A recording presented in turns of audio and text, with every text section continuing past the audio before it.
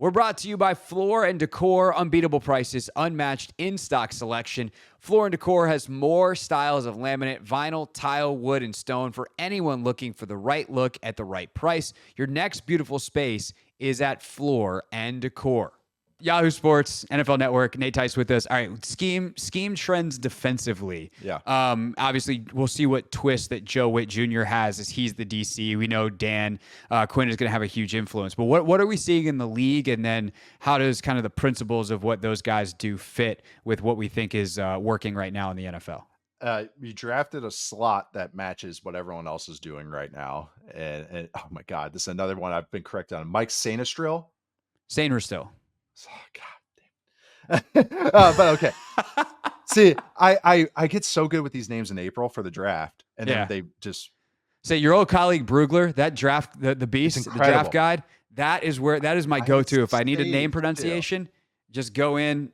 Dane's got it all. Dane's the best. And that is it really is a godsend. But he is a trend in himself. The guys that used to be tweeners, maybe they're not this. He's a do-it-all slot. And those guys that can blitz, can play man coverage, can just fit up in the run, even if they're not the biggest players in the world. That is a trend. Like everybody has to have a slot now because one, your main plays are going to be out of sub personnel, nickel and dime. So you need a fifth DB. And that fifth DB is going to be involved in a lot of plays. Probably going against this Washington offense, tackling bubbles and fitting up in the run and all these types of looks. So him in itself is a trend. And I would say, there's over 20 of these guys that are either first, second, or third years in the league that are the slots because this is what's happening in college right now. No, that's a fun position to watch. I would also say something that Dan Quinn evolved to in Dallas is becoming a trend, which is he was a Seattle guy. Cover one, cover three, cover one, cover three. That's all they did. Couple blitzes. Then he gets to Dallas and it's cover one, but then a lot of cover two.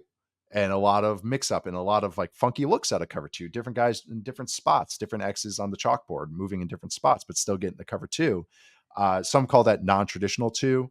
I've been calling them unconventional two because I just want to use the acronym U2. And I think seriously, man, I get bored. Message. I get bored in my office. I'm like, yeah, that works. U2. And that's, I think is again, proliferating throughout the league. That is a lot of people using funky looks and then getting to cover two, which is a safer coverage. That's coverage that makes quarterbacks work.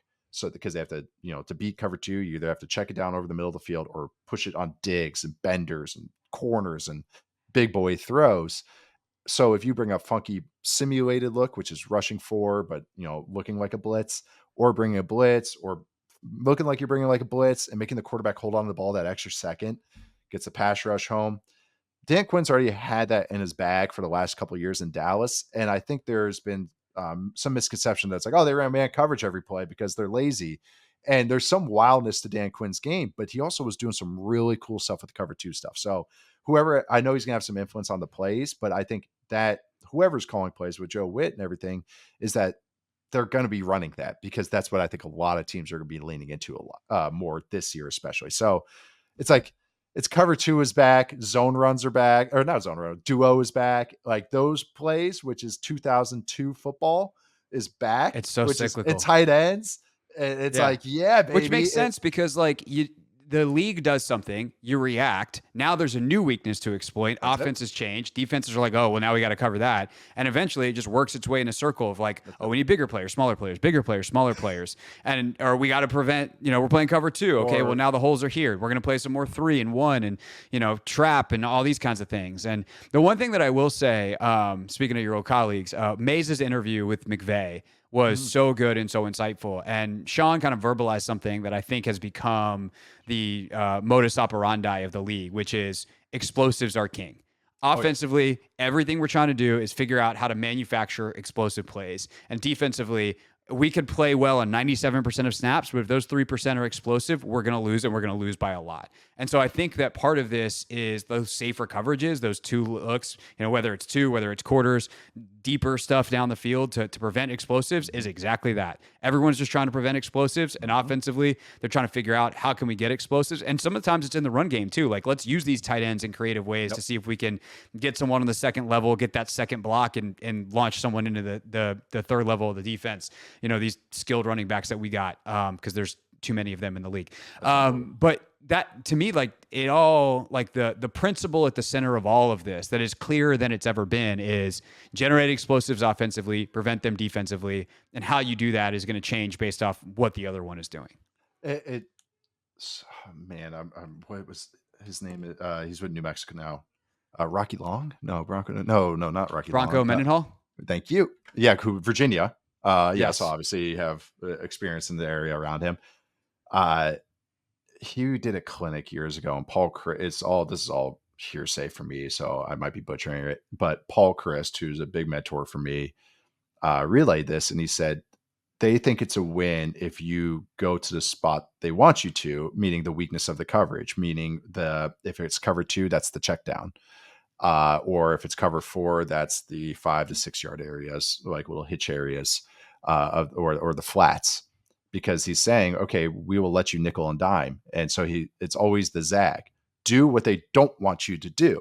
They don't want you to have explosives. Well, find every freaking way to get explosives. Don't fall into their hands of, okay, nickel and dime. Basically, don't take what the defense gives you. Yes, exactly. You want to lean into the punch. You want to do whatever idiom you want to use. You want to do the zag of what they want to do. And actually, that's a whole scheme thing too, is that once something becomes the meta, becomes the major of the entire league, well, then those types of players, that type of scheme becomes, it's a little too much. It becomes saturated. So then, this is the whole Seahawks thing of the 2010s was how they built the Legion of Boom. Well, we got Richard Sherman with long arms, and he's 6'3", and we got Bobby Wagner, who's too short for a lot of guys, but he had long arms and was fast.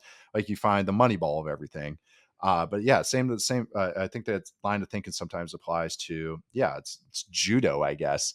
Like if they're trying, throw with them, like you go against what they're trying to do. But to do that, you have to manufacture it with plays, which is either shot plays or it's a way to create yards after the catch. That's why I'm a big proponent of guys thrown over the middle. It's because that's the easiest area for it. Shanahan offenses can manufacture that as well. Or you got to have a dude at quarterback that's willing to launch some stuff. So again, this is why a lot of my thinking with quarterbacks is it's not the big arm of throwing it 60 yards, 70 yards. It's the arm that can drive it 22 yards on a straight line, on a missile. That's arm strength to me. Anyone can throw a deep ball. So guys like in this class that were all willing to throw benders and stuff, that's why it's like, that's going to be available, but you have to do it. Like, they want you to try and do it because not a lot of quarterbacks are willing to do it. So I don't know what metaphor is perfect for this. I'm going to go with judo. I think judo. Sure. Jiu-jitsu.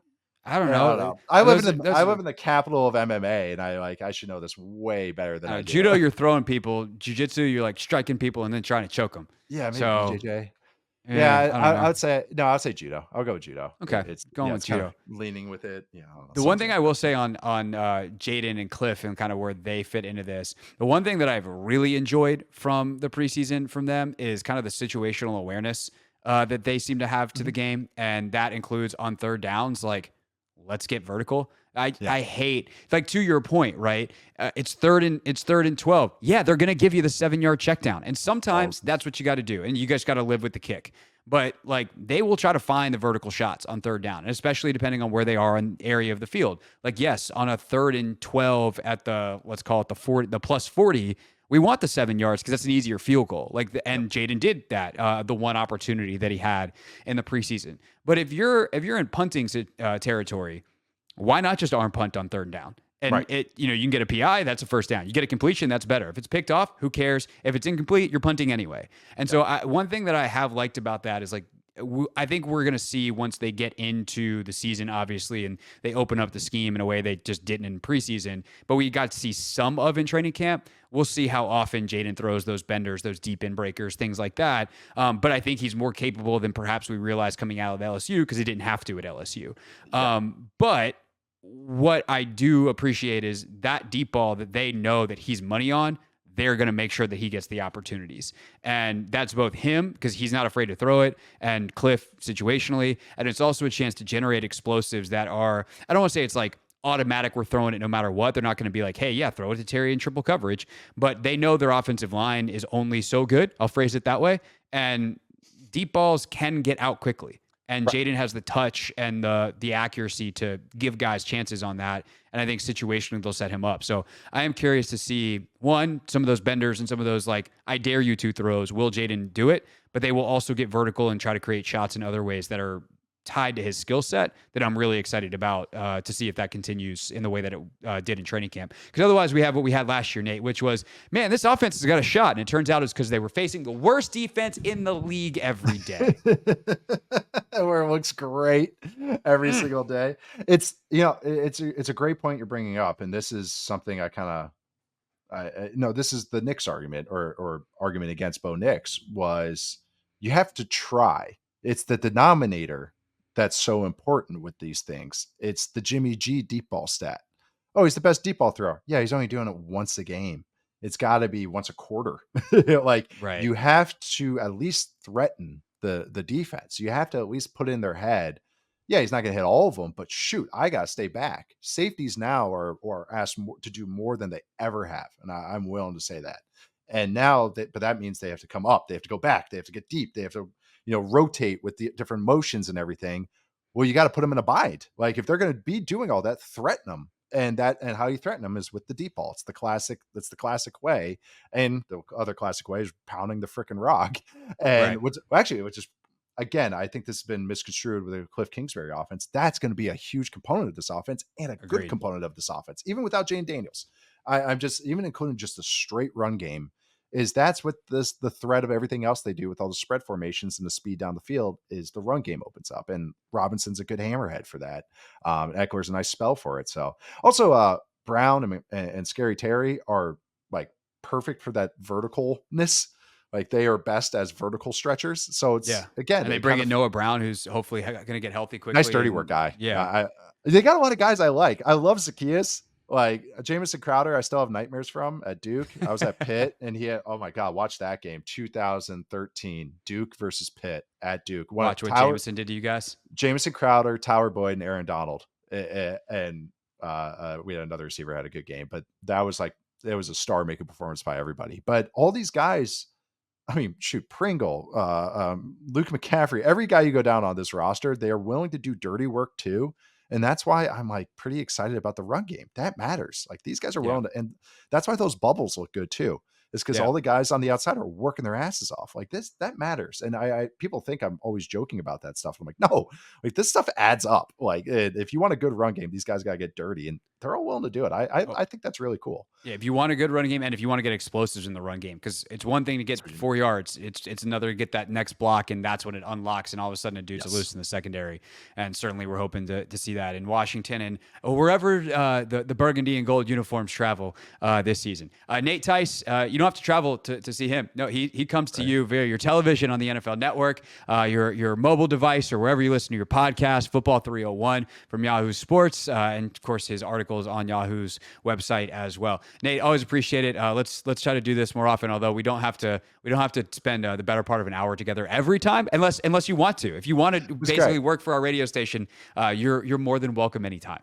You're like, it's gonna be 20 minutes. You can go under if you want to. And I was like, yeah, always bet the over. It's live from Vegas. Bet the over. Nate Tice, everybody. Appreciate you, sir. Thank you. Thanks for having me.